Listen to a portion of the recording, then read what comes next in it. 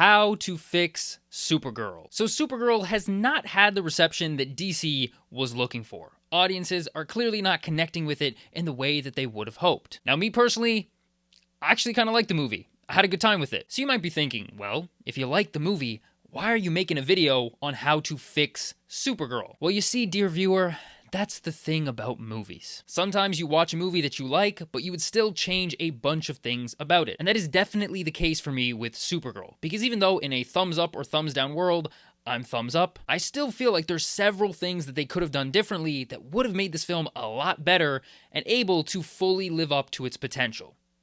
So let's get started. Now, first things first, there are some rules here, and I'm not just going to be making up a completely different movie. Like, I'm forcing myself here to keep the same basic story, the same characters. Like, I'm not just going to swap out the villain, even though I know a bunch of you would like me to. But no, we're going to keep the core story and work with what we have. Just changing things around to add some depth and elevate what we already have. But again, I'm not going to be cheating here. Now, the first thing we're going to fix about Supergirl is giving the audience a better understanding of why Kara is the way she is. Kara is a very different person to her cousin Clark, and she has a line in this movie that I think perfectly summarizes this when she says, "Clark sees the good in people, and I see the truth." He sees the good in everyone, and I see the truth. First of all, great line, but this perfectly encapsulates who Kara is. She's a lot more mistrusting of people, she's a lot more cynical in her viewpoint of others, but why? Like, the movie doesn't do anything to tell us why Kara has this outlook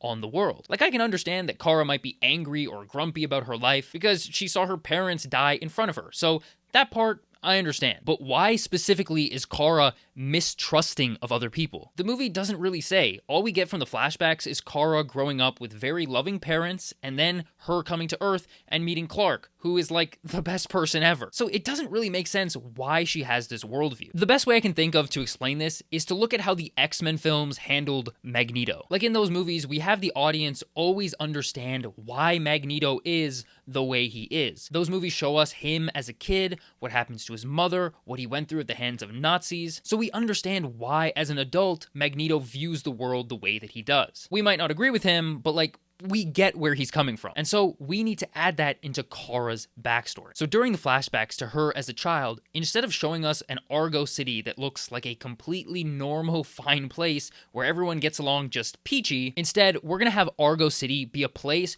where Kara is seeing the worst of people. She's growing up in an environment where she is constantly seeing the worst side of humanity. Well, I guess not humanity because they're Kryptonians, but you get the point. And we're going to have the movie lean more into that post-apocalyptic vibe. After all, Argo City is like the dying piece of Krypton, so the movie can easily make it so that resources are dwindling, people are fighting for survival, and just like in most post-apocalyptic stories, this brings out the most savage, animalistic parts of human nature. Showing us this would make us better understand Kara's worldview, because now we get it. Like, she grew up seeing the worst in people, learning from a very young age that you can't always trust others. And to double down on this, we're even going to add a betrayal into her storyline, because one of the things that sticks out in this movie is that nobody actually ever wrongs her. Like, her parents die, yes, but they die of natural causes. There's no specific act that traumatizes her into being unable to trust people. Like, we're missing that "who hurt you so bad that you can't trust"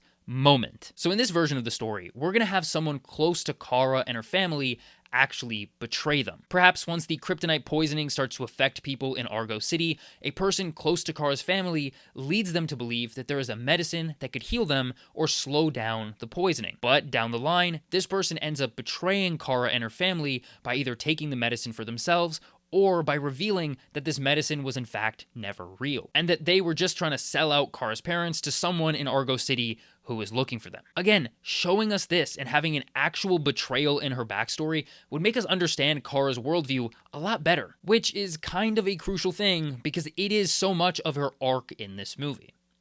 Now, the second thing that we gotta fix has to do with Kara's relationship with Ruthie. So one of the major through lines in this film is that Kara really does not want Ruthie to kill. She does not want her to go out and seek revenge because she thinks it'll haunt her and traumatize her for the rest of her life. And clearly, we as the audience are left to assume that Kara is saying all of this because of something she's been through in her past. But again, what? Like, we're not shown why Kara is so afraid of Ruthie taking vengeance because we're not shown Kara being haunted by vengeance in her own life. And again, this comes back to the fact that Kara's parents simply died of kryptonite poisoning. Like, they weren't murdered by anyone, so there's nobody for Kara to even take vengeance against. Because again, one of the problems with this film is that we don't see Kara getting wronged by anyone. To make another reference to another comic book film, this is very much like the Tobey Maguire, Tom Holland dynamic in Spider-Man No Way Home, where Tobey, the older Spider-Man who took revenge against the man who killed his uncle, doesn't want Tom's Peter to repeat the same mistake. So, how do we incorporate that into the story? Well, to go back to the betrayal idea from earlier, I actually think this fits together pretty seamlessly. Simply have Kara, following this person betraying her parents, go out and seek vengeance against them. Have Kara commit murder against the person who betrayed her parents, and then show us Kara being haunted by that. Show us that that traumatized her for life. When she's talking to Ruthie and trying to get her not to repeat the mistake, show us Kara thinking back and regretting what she did. I think this would just make the whole thing hit a lot harder and also make it more understandable as to why Kara does not want Ruthie to go down the path that she went down, as opposed to the way in which the movie has it structured right now, where it just feels like Kara is trying to prevent Ruthie from a level of trauma and PTSD that we actually never see Kara going through. And now, for the last thing that we're going to change, we're actually going to move around the order in which some of the events in this film take place. So the main driving motivation for Supergirl in this movie is Krypto. Her dog gets shot, and she has to go out and track down these people to get the antidote to save them. Like, the whole thrust of this film is built on her connection with Krypto. And this is one of the most obvious mistakes that the movie makes, because the movie shows us Krypto getting hurt before showing us the connection between Kara and Krypto. Like the backstory flashback sequences that establish her connection with Krypto, that Krypto is like her last remaining piece of home, the last connection she has to her childhood, is only established halfway through the movie. So the first half of the film, she's going after Krypto, but again, we as the audience don't actually feel the connection between her and this dog. Like, a lot of people are saying like, oh, they're using the John Wick method, which is true. John Wick also begins with puppy murder. But in that movie, the film first shows you the connection that John has to this dog. It shows you that his dog is a gift from his dying wife, and so when the dog gets killed, you already understand John's feelings in that situation. So the fix for this movie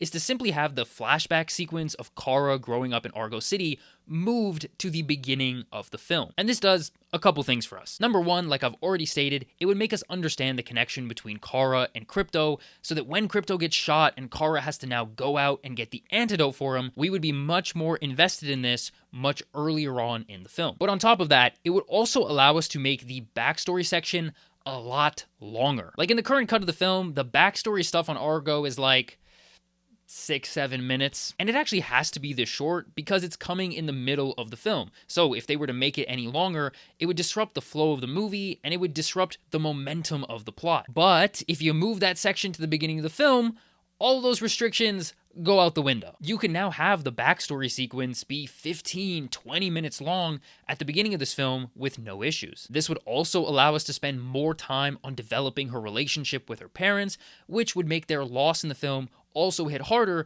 because we would have spent more time with them. And not to mention, spending more time on the Argo City flashbacks means we would spend less time in the first half of the film on Kara getting into random pointless fights in bars and buses. So that's a bonus. So, in summary, the major things I would change is I would take the flashback sequence, I would take that backstory, and I would move it to the beginning of the film. Make it quite a bit longer and more fleshed out. I would change it up to give it a more post-apocalyptic vibe that shows Kara growing up in an environment where she is seeing the worst of people. I would have her experience a betrayal as a young child that shapes her mistrust of people as an adult, and I would have Kara go out and seek vengeance, committing murder and playing out how the trauma of that has haunted her. I think all of this, without changing the overall plot of the film, would just help to add greater depth to a lot of what's going on in this movie. It would make us care more about what's happening, and most importantly, it would just make us understand and feel for Kara and what she's going through. And as for Clark Kent in this movie,